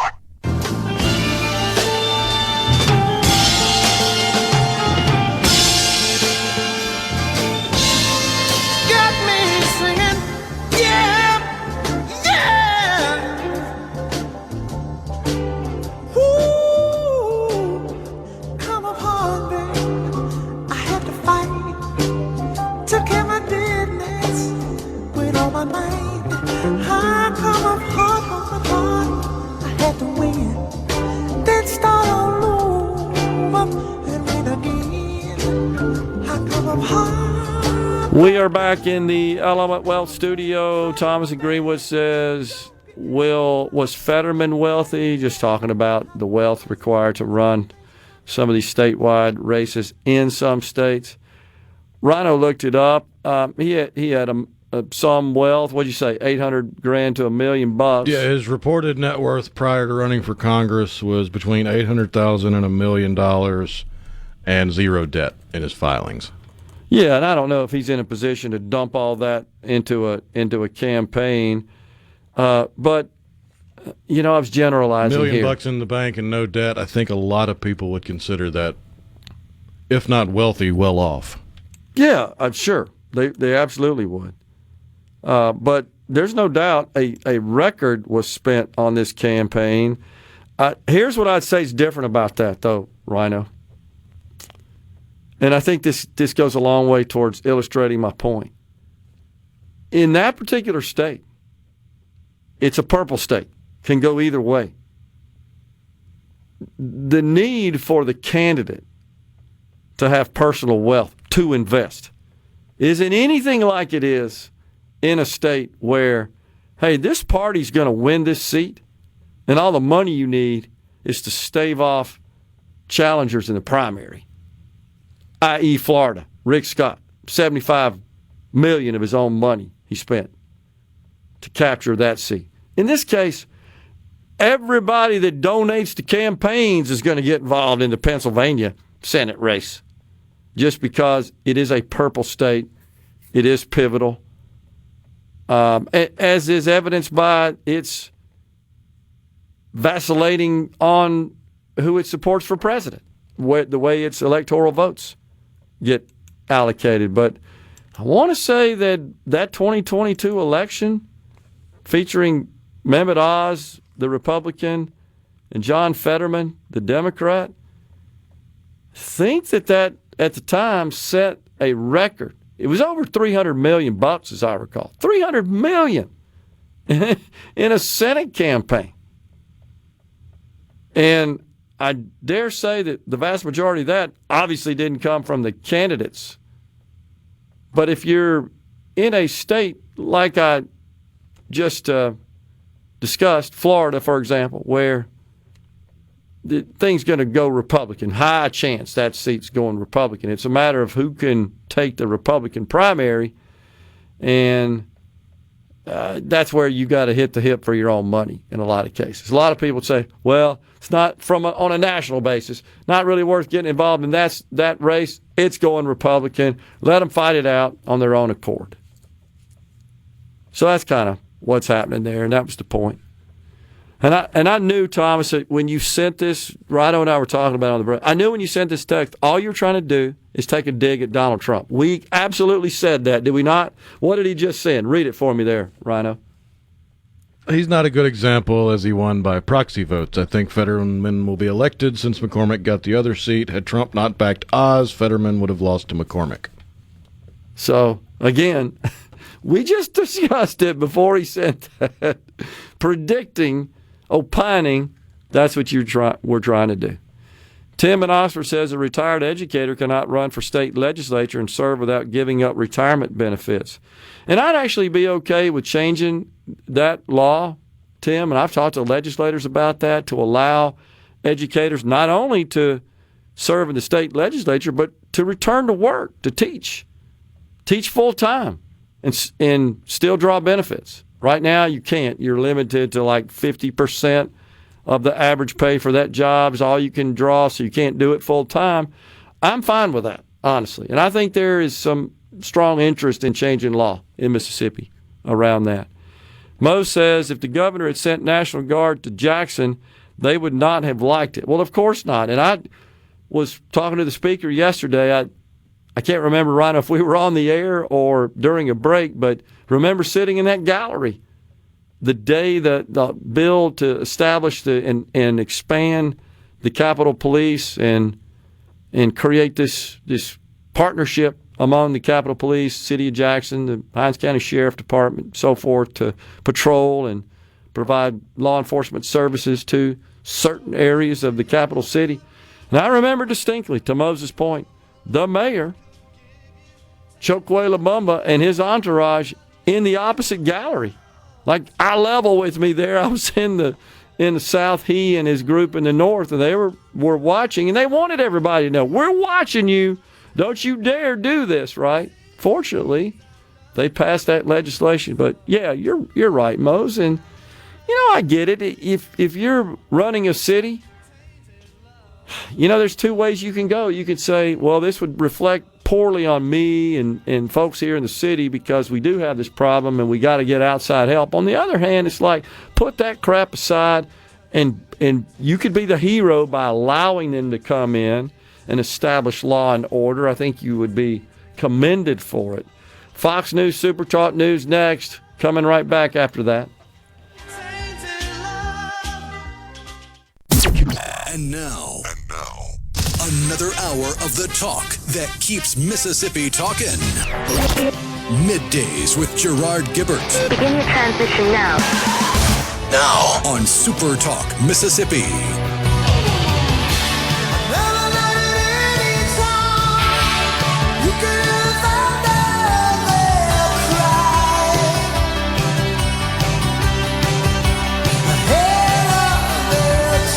We are back with you in the Element Wealth studio. It is in the Element Wealth studio on this Friday, y'all. Yeah, man. We are here set for the final hour of this shortened week. It is Friday, right? Not Saturday. Back to normal schedule next week. You probably heard on our news clip there. What a great job those guys do covering the news across Mississippi. The universities across the state are halting funding for student groups. They say this anti-DEI law. Man, the opponents of this thing, it's incredible, don't they? So first, white people, especially white males, they're responsible for everything bad in the world. And now we pass this very straightforward, reasonable anti-DEI legislation, as it is described. And now we blame everything on that. Can't have nothing nice because of the anti-DEI bill, right? And so some universities are concerned about doling out money to student organizations for club activities, even those that don't necessarily have a purpose, a mission, engage in activities that would be considered promoting DEI. They're concerned about that. Now, right now, a federal judge has blocked that legislation. I don't know what the status of that is. That happened, a month or so ago? Judge said, no, you can't do that. That's a federal judge. Believes that it violates the First Amendment. Am I silly to think, no, it's DEI programs that violate the First Amendment? we're not hiring you because you're white. We're hiring you because you're black. Isn't that what DEI does essentially? For the most part. Yeah. I mean, these sprawling entities, departments, organizations you and I have talked about since this really became a thing, once again, in the wake of the George Floyd incident. I remember distinctly you looking up for us what was going on some of these college campuses, and I think I was talking about crazy stuff happening at Michigan with respect to DEI, and you looked it up. There were like 250 people in their DEI department with an average pay of $250,000. You remember that? And then you said, oh, that's not the worst. Ohio State's got like 400. I don't know. I may be exaggerating, but these two giant Big Ten schools. So, and then it just spread like wildfire across the country in corporate boardrooms, private, public sector. It didn't matter. It gripped the nation. There's a term for what the universities are doing in response to quote-unquote anti-DEI legislation, and that's malicious compliance. Malicious compliance. I like that. So, the University of Mississippi, Ole Miss, says they're discontinuing the distribution of funds to campus organizations. They sent this email on August 29th. It was from the provost, Noel Wilkin, in the name of, quote, predictability. So, in other words, even though you're not engaged in anything that might be in violation of this law, you're still not getting any money. Now, this money does come from student activity fees, but there are some who say, yeah, this is actually still considered state public money. So could be construed as using public money, which would be a conflict, of course, with this law if it ever is able to go into effect, because right now it's been enjoined, it's on hold based on this federal judge's order. Speaking of Ohio State, I do have to report a little good woke news on this Friday. They have implemented a ban on land acknowledgement for general use. And they, too, have a similar state law that is designed to ensure institutional neutrality, is the way they describe it, on social and political issues in the university. Wow, how about that? Neutrality. Where'd they come up with that idea from? Having balance in the university environment, not all being skewed and tilted into one far-left liberal radical direction, which is typically found. So you won't be surprised to learn that despite this ban of no longer allowing land acknowledgments, I mean, it got to the point where every meeting you had to spend the first 10 minutes acknowledging the land. It's the woke opening prayer. So despite the ban, a professor, no doubt an august professor at Ohio State University, argued that every class could use a land acknowledgement due to the university's historical ties to indigenous land. Please explain to me, my young friend, what land in this country doesn't have some ties to the indigenous population? Well, first off, conquered, not stolen. That's true. But second off, their land acknowledgments never go far enough if you really want to get radical with it, because they're never going to find the original peoples that were conquered by another peoples that were conquered by another peoples that were conquered by another peoples ad infinitum until you get to the most recent peoples that conquered the land they were living on. And, of course, anytime the subject, which frequently does underpin all of this stuff, slavery, not that any of us on the right who oppose DEI also condone slavery, but you're thought to do so, right? If you don't like DEI, you want to strip that out of society where it trumps merit and qualifications and performance and outcomes, which is what DEI purports to do. If you oppose that, oh, well, then you must support slavery. They do try to connect those dots. It's because the left is filled with psychopaths. Unbelievable.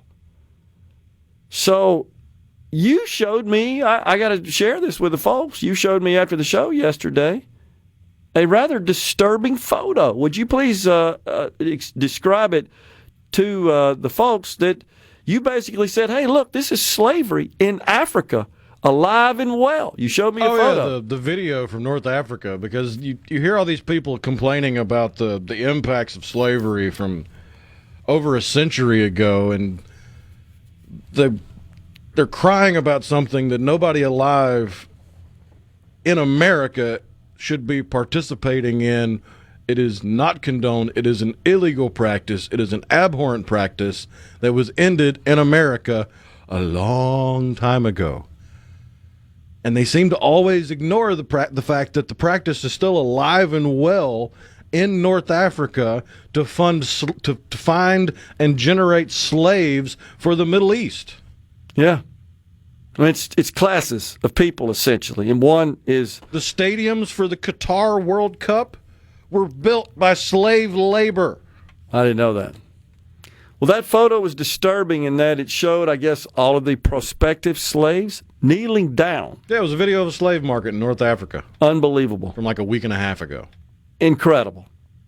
There are more people in chains today than in the entire history of the United States of America. Crickets from the left in this country about that.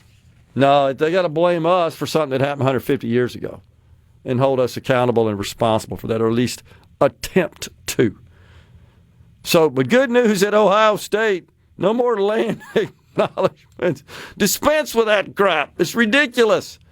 Even if you acknowledge it, what are you accomplishing?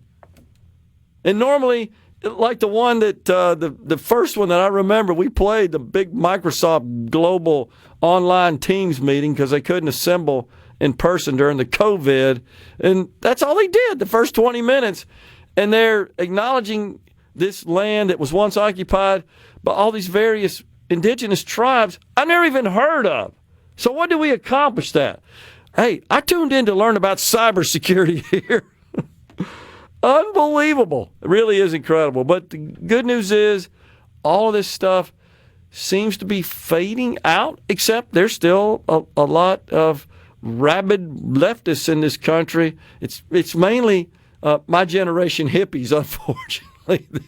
Well, I mean, just think through the emotion-led process that leads to giving a land acknowledgement.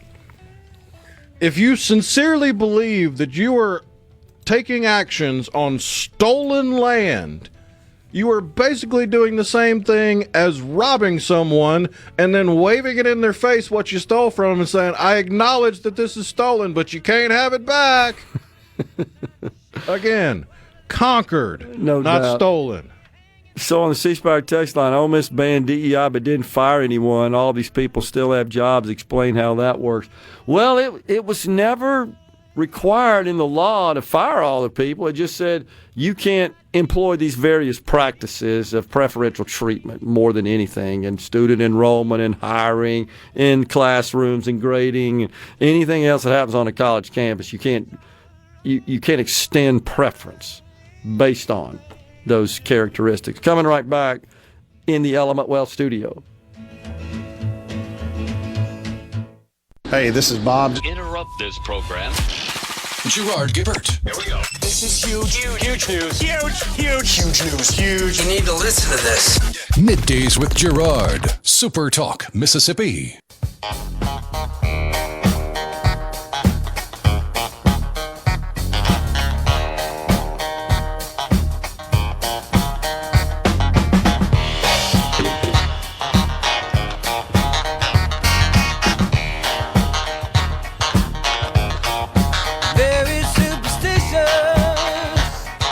Welcome back, everyone. So we've been talking some about AI, technology, the explosion of it in this country, the president fully embracing it, entertaining the big tech leaders last night at the White House to a dinner he and Melania did, and lots of engaging discussion. And look, I think that's the way to do it. Preston, we need you to spend money here. Make sure we know you have capital investment plans. We want that coming into this country. Man, I think that's exactly what the president ought to be doing. So I applaud him for that. We got to a point where the left in this country just sees everything in business as the devil, as Satan. Profit? What do you mean you're making a profit? It just, the whole gambit of that. You're too rich, you don't need all that money and all that kind of stuff. And this president doesn't engage in that sort of dumb rhetoric, but rather embraces these tech leaders who he knows are a crown jewel of our country. That is the one area that no other nation on earth is even close to us in that regard. And a lot of that, Rhino, stems from the fact that it's a creative endeavor. And first, I think the diversity in our culture is a catalyst for creativity. Is the first thing I'd say. Second thing is because, there's no limit. You're not always looking over your shoulder at government. Still, I think you have to do that too much, but not to the degree you do in other countries. Third, we don't have all these dumb laws like they do, I know I've talked about in France, where you can't email after hours and stuff like that. Dude, you can't create some of this technology these guys have if you ain't working 24 hours a day. It just doesn't happen. And guess what? You're in a race with other people that are doing the same thing at the same time. That's a beautiful thing. They're willing to put those hours in, make those sacrifices, then let them do it. But in some countries, you can't. You actually will go to jail, you get fined, whatever the hell they do. And then what's essential to it? Free speech. Essential to innovation. Free speech. What's happening in the UK? They're locking people up for saying bad stuff about transgender. It's not even bad. It's just expressing the truth. Well, it's not just transgenders. It's pretty much if you say anything that isn't towing the party line, you are going to run the risk of imprisonment. Latest report came out that the UK is locking up 30 British citizens a day for thought crime. Unbelievable. Thought crime. They literally locked up a dude for standing outside and saying, "I love bacon." Unbelievable. Because there were Muslims within earshot and they could be offended. So think about this. How in that sort of environment can you invent new stuff that changes the world? You can't. I'm telling you. It's essential. Did our founders understand this? Hell yeah, they understood it. Why do you think it's the First Amendment? That's exactly right. We've got to return. Not to be too morbid, but why do you think Elizabeth held on for so long? Well, that's true. Because she knew her son better than anybody, and he is weak. That's true to a great extent. You're right about that. Very weak. Charles is a spoiled brat. He's terrible. She, full of common sense, though. I mean, no doubt about it. I mean, she had her problems, but relative to Charles, she was a saint. I completely agree. And so the approach these other countries utilize is everything they can do to make it difficult for American technology companies to do business there. Or if you do, you're paying a pretty penny, which, in my view, impedes innovation, stifles it. But we had a president last night that invites them around the table and presses them. How much are you putting up in the country? I love it. I mean, this is great. This is what I call the elephant's ball. But on the C Spire text line, Karen in Oxford says, AI and tech make it possible for the only doctor in the world who can operate on what you have to operate on you virtually on his end and a robot on your end doing surgery from Tokyo, and you live in the good old Mississippi, USA. 100%, Karen. And in fact, the very first remote surgery like that did occur about 5 years ago. It's hard to believe it's been that long. And what that was really illustrating and exhibiting was not so much the use of AI there, Rhino, it was the use of 5G. It was the first such medical procedure performed using end-to-end 5G networking. And literally the surgeon was in Japan, and I think the patient was in Spain, if I'm not mistaken. And it was an operation on the colon. And when you got surgical instruments inside the colon, little slip up there is a big problem. You could bleed profusely and have trouble stopping the bleeding. But plus the contents of the colon could lead to sepsis and all kind of other problems. Yeah. All right, so it's a sensitive place to be performing an operation. Oh yeah. And so precision is essential.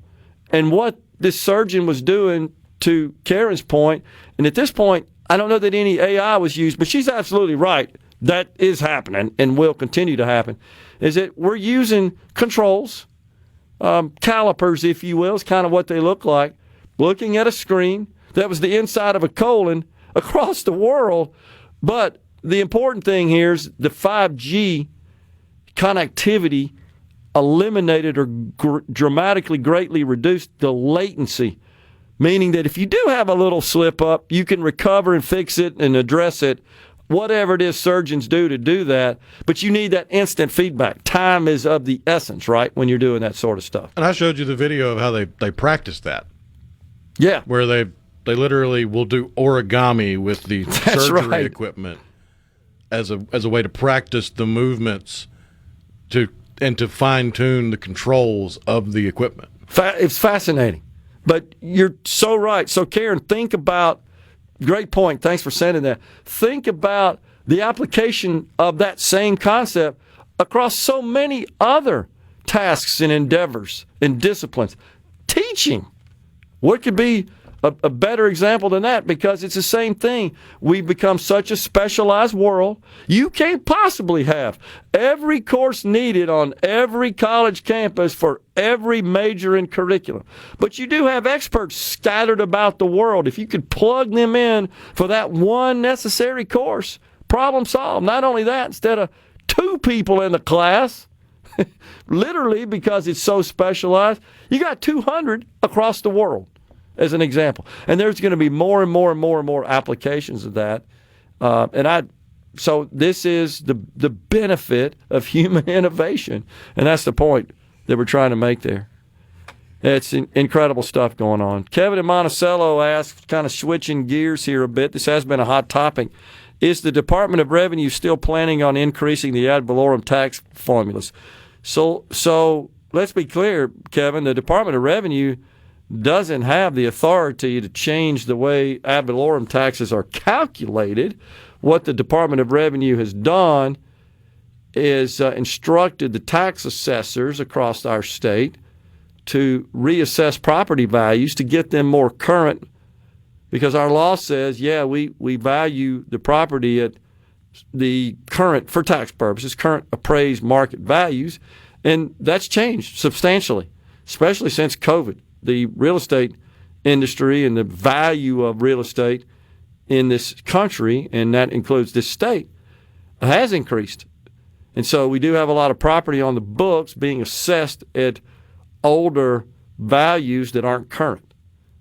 So, but what I'm hearing might be going on there, Rhino, I mean, literally I heard this yesterday, is that we may see the percentage that is used, that is applied to the assessed value to determine the property taxes in the computation, where the millage, that's just the rate essentially, applied to the value. So there's 2 multiplicans in there.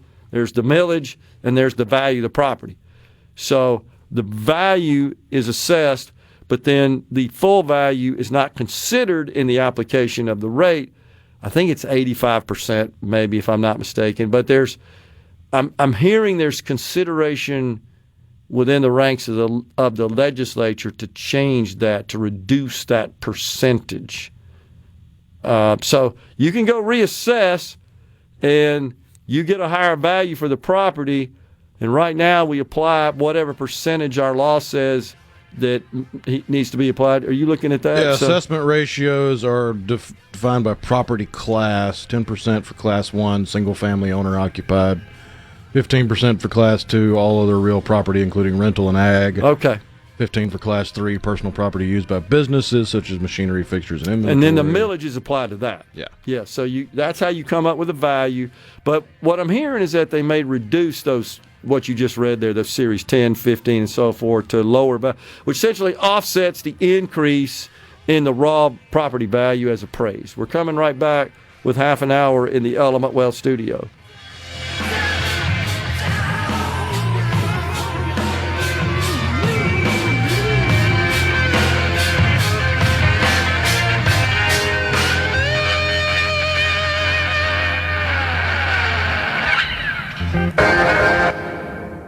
From theseagroup.com. Gerard Gibert. Going beyond the headlines, breaking down the stories that matter to Mississippi. Middays with Gerard on SuperTalk Mississippi.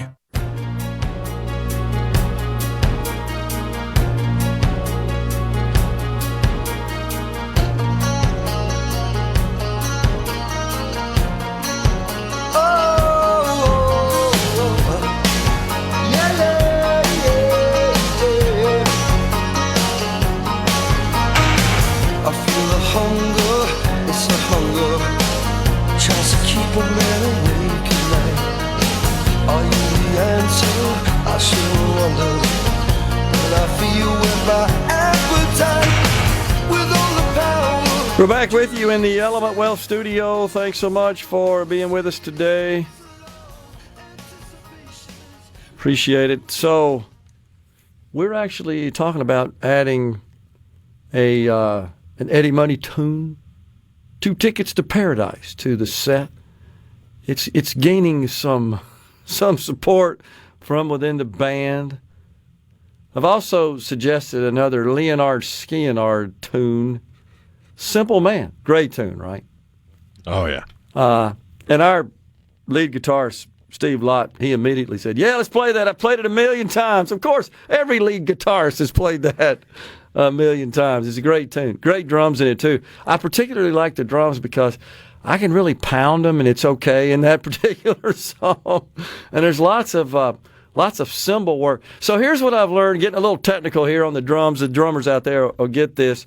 You got basically 2 kinds of cymbals, the 2 broad categories, the crash cymbals and the ride cymbals. And the crash is a quick sound, it crash.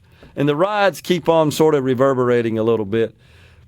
What I've learned from practicing these country songs that we're playing, there are not a lot of ride cymbals in them. It's mostly it's light crashes as well, small crashes.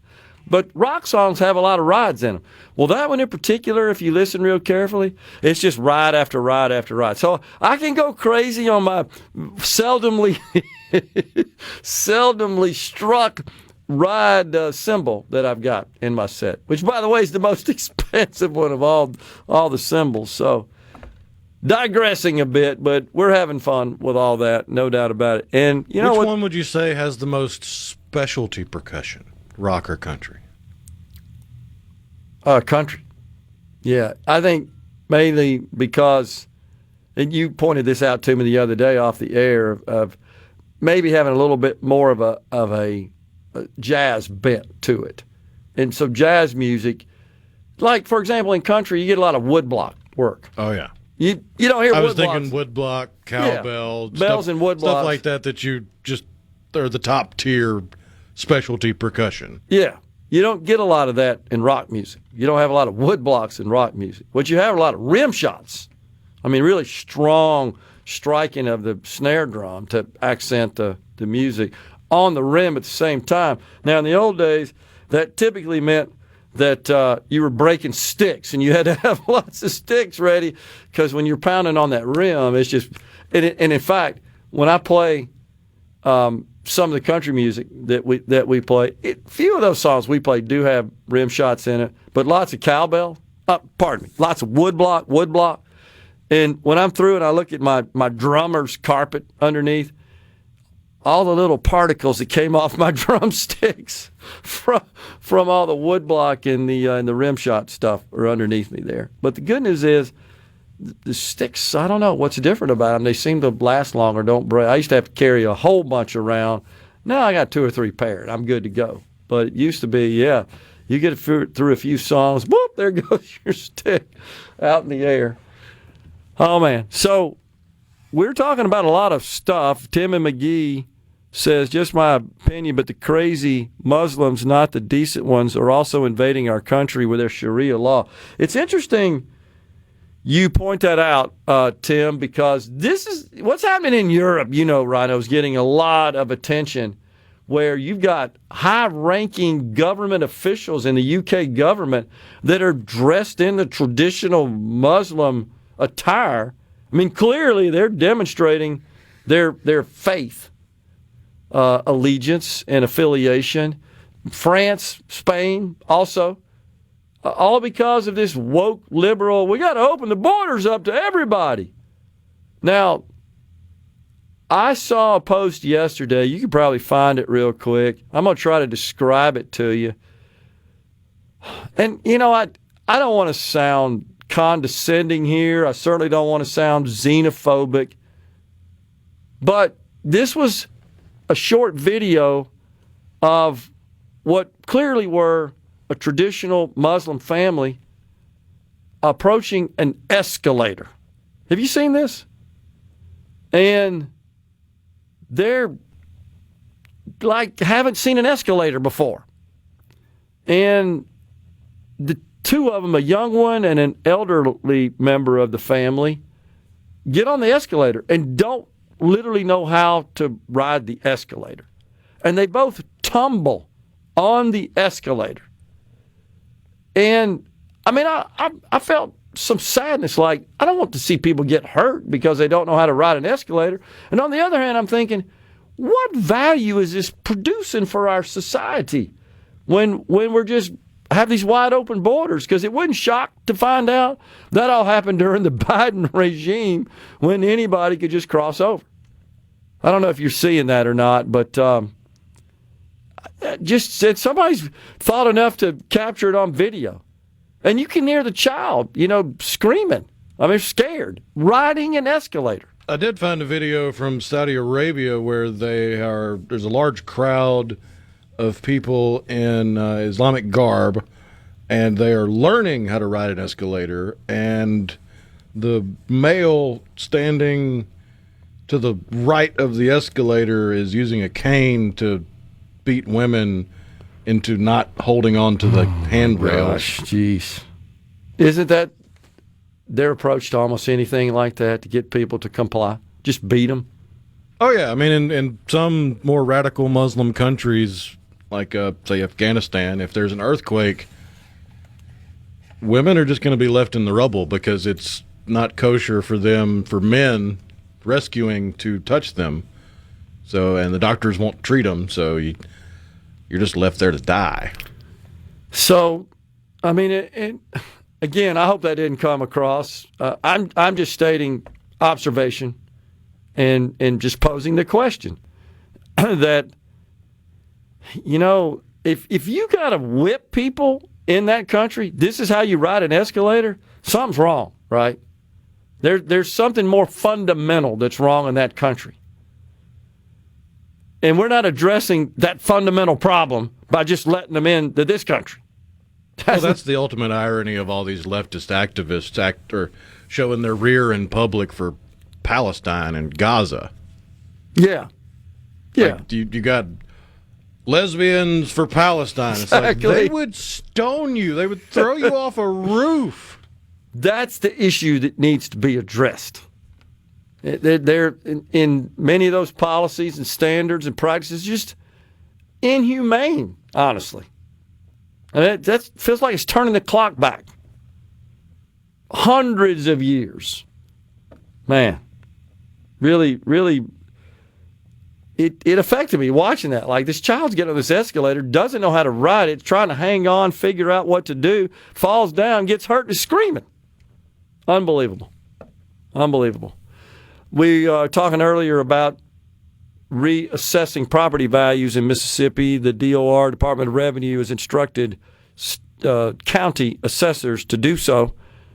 Pope Mini Storage says, how about we tell the appraisers to accurately appraise real estate to current values after COVID? Don't mind paying more taxes if I know my property is appraised correctly. So that's exactly what they're doing, Pope, just to let you know. That is exactly what the Department of Revenue has instructed assessors to do.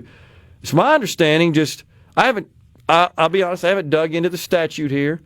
I am going by what I've heard from in discussions with legislators. and others involved in this process at the county level that we actually have a law on the books that says you're supposed to do this every 4 years and update property value assessments and then apply property taxes appropriately. We've already seen some jurisdictions across the state lower their millage to offset the increase in property values as a result of these reappraisals, if you will. And then, like I said, there's some consideration, at least among legislators, to reduce those percentages that are applied to the the appraised value to arrive at the assessed value, to drop those down some to offset the increase in the appraised value. We'll see what goes on there. Interesting. Let's see here. Larry Amaya says property taxes are communist bullcrap horse hockey. So, Larry, you serve in city government. If you lost that revenue, how would you guys make that up? Or could you reduce spending sufficient to offset the loss of that revenue? Serious question. So the problem is that we have all these multiple forms of taxation that drive people crazy. I'm one of them. It seems like everything gets taxed. What was Ronald Reagan's favorite or famous saying about there? I don't know. We'll have to look it up. If it taxes, I don't know.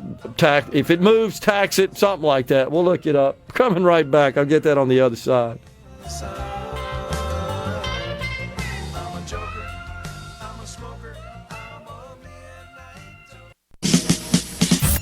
Gerard Gibert. He keeps his classified documents right where they belong. Inside a Journey record jacket from the 1980s. Gerard Gibert, SuperTalk, Mississippi.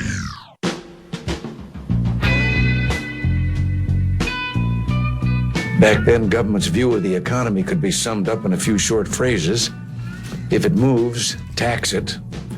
If it keeps moving, regulate it. And if it stops moving, subsidize it. I was close. And when did that occur? That was April 15th, 1986, during his remarks to the White House Conference on Small Business. Unbelievable. So true. So perfect. So prescient, shall we say. Larry says property taxes go to the county. Not true, Larry. Most property taxes go to school districts, then the county, then to the city, if you live in the city. He goes on to say, so the city would lose revenue, and the counties would have zero revenue, virtually. And school districts, based on the average in the state, would lose 32 to 33%. Now, he goes on to say, does Larry, we should be taxing people on a consumption tax. But so here's the thing, Rhino. If today the state of Mississippi passed law that said we're getting rid of property taxes, by the way, your sales taxes are now 12%. You think people would be happy? No. What they want you to do is get rid of the property taxes and not increase taxes anywhere, in which case the counties would have zero money. And the school districts would have a third less than they currently do, and cities would also lose a considerable amount of revenue. That's the conundrum we're in. And I'm with you, Larry. I'd love to convert it to a consumption tax. And the other complaint is, well, I have to buy stuff. I can't live without that. I don't have to have property, though. People overlook the fact that even if you rent, you're paying property taxes indirectly because your landlord's passing on that cost to you in the rent, of course. And it's the same thing with the lieutenant governor. Just maybe think about that. Remember, he came on with us at the Neshoba County Fair with this proposal of issuing a rebate to all taxpayers in the state based on, what was it, Rhino, 15% of their 23 income tax to the state, I think was the lieutenant governor's proposal. And he had done the math on that. Seems like it was, what, $350 million, $400 million bucks, somewhere in that range. And, hey, I'm all for that. I think that'd be great. And I got to point out, right here on this show, Rhino, remember when we first started showing these big surpluses, mainly because the federal government was dropping money out of helicopters. And I remember then when the tax debate was going on, I had said, hey, in the meantime, why don't you guys just send us some money back? And I was proposing do it on a pro rata basis, using the amount that a person pays in, a taxpayer pays in, relative to the total amount collected. Well, a 15% across the board basically achieves kind of the same. In other words, the more you pay in, the more you get back.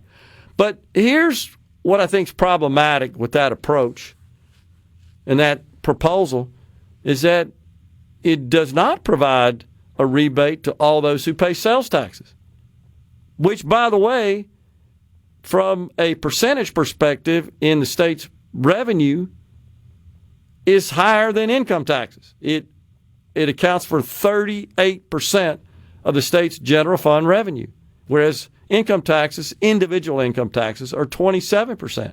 We pay more in sales taxes on an aggregate basis than we do in income taxes. So those people would be left out.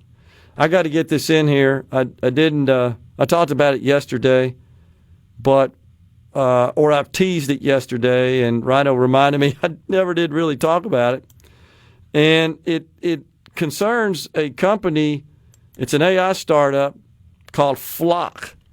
It believes that its technology can fully eliminate all crime in America. It's fascinating.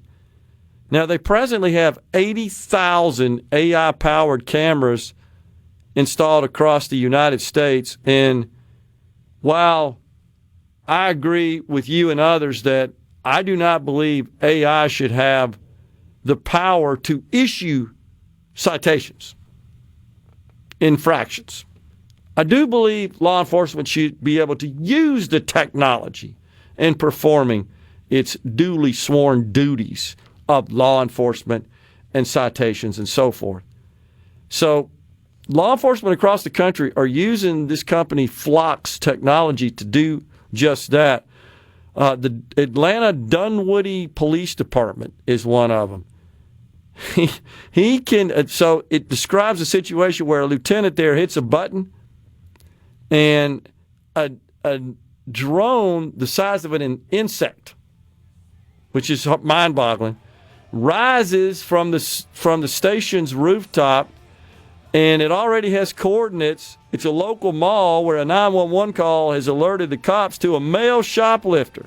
And so from above the complex, this teeny tiny drone zooms in on the person, checking his phone, and then examines a group of people waiting for a train. They're hundreds of yards away, but this huge display inside the police department that's just covered with monitors shows all this in real time, gets the license plate, can also detect gunshots, has a digital map, dispatches the police, arrest this person. It would be an unbelievable deterrent to crime. This is, I think, pretty novel, pretty exciting, pretty intriguing. Have a great weekend. Back with you on Monday. Stay safe, and God bless everyone. A SuperTalk Mississippi media production.